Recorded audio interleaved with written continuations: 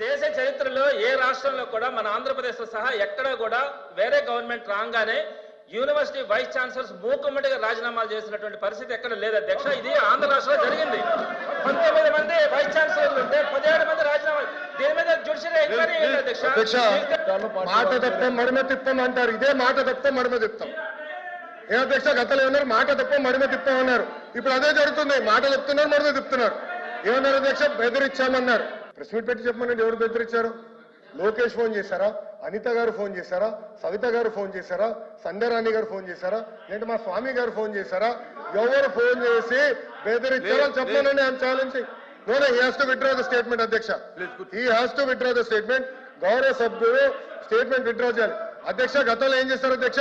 APPSC chairman గారు ఆయన room లోకి వెళ్లకుండా తాళాలు వేశారు అధ్యక్ష. మర్చిపోయారా? ఏపీపీఎస్సీ చైర్మన్ రూమ్ లోకి వెళ్ళినా తాళాలు వేసి పంపించారు అధ్యక్ష. వీళ్ళు మాట్లాడేది అధ్యక్ష, వీళ్ళు మాట్లాడేదా? చిత్తశుద్ధి కూడా వీళ్ళు మాట్లాడేదా? No, he has to withdraw the statement.